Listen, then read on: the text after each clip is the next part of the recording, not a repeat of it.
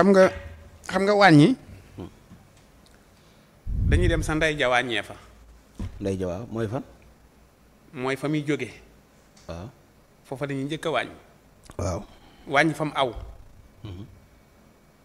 wàññi fi mu egsee si fëriñ gi wàññi fi mu egsee si saako bi ak yooyu ñu ne saako bi léegi wàññi nañ si nangam doog a wàññi mburu bi. waaw kon ñoom dañoo waroon a wax ni saako bi liñ ko doon defaree wala liñ ñu ko doon joxe wala bu dee pepp lañ koy defaree ñu ni pepp mi nañ ñu ko wàññil.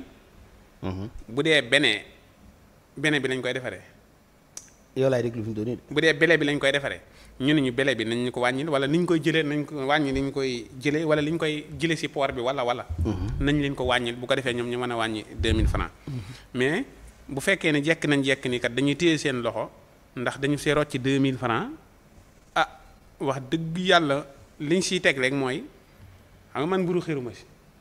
yow waaw pourtant saa yoo xëyee lekk ko. non ñam mburu bu ndaw mënuma koo jeexal fan yii daa koy jéem mais saa yoo xëyee lekk ko rek. non léeg-léeg du ma ko lekk laax laay lekk. léegi nag mburu mi Sénégal li ñuy def moom lañu war a xoolaat far force boo xëyee moom mburu da nga ko war a lekk si kër wala far force kër gi dafa war a am mburu. ku wax loolu. Sénégal ñoo kiyee noonu. am nañu ko dul lekk. bëriwut de kër gooy dugg doo fa gis mburu bëriwut.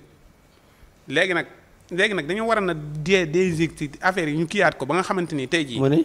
maam jaxasewaat mbir mi.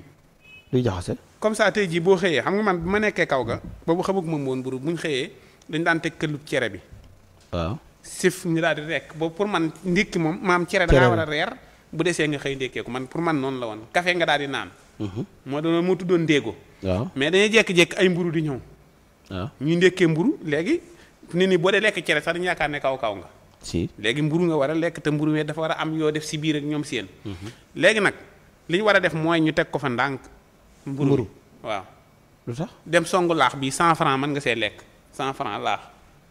ok yomb na nga dóor si ba sa biir fees nga jàpp sa bopp. kenn xam maanaam te lépp fii lañ koy bàyyi. waaw wala ñu dem si mburu dugub bi mooy mburu ban bi. 100 francs mënoo koo jeexal. waaw te am na. kon nañu président bi dooleel. mais xam nga ñaata junni doomu aadama ñoo doon xëy ci lii. waaw ñoo si doon xëy nañ dem si mburu ban bi ay Sénégal yu bëri ngi siy xëy. am na ñu ci investir defar ci ay kii. di defar pour yi nag kaam wax la de li ñuy fayeeku dara de dañuy jooy rek ña fay liggéey ñi liggéey si pour yi. booy dañuy jooy rek.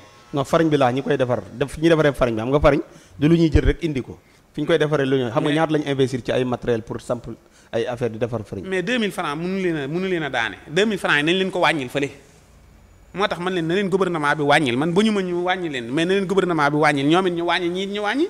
ok bu ko defee jàmm ni ñooy mais nag boo fekkee tey jii jekk nga jekk ni wàññi leen mburu mi te wàññi woo fëriñ du sotti. da nga naan leen wàññi leen fëriñ bi wàññi leen mburu mi waaye yéen nga ne wàññi leen li ngeen di defaree kii bi wàññi lépp rek. bu ko defee affaire yi daal dox mais jëru téye seen loxo ndax bu ñu téye seen loxo am na ñoo xam ñetti fan bu ñu ko amul mburu dañuy dem songi miskin mu dëgër mi day defar ndigg waaw miskin mu dëgër mi boo si dooroon ak kees sa ndigg li kekk lay def waaw na ñëpp dem si mburu ma ndékkee miskin ma ndékkee ko joxe hélas barke Sëriñ Tuubaa yow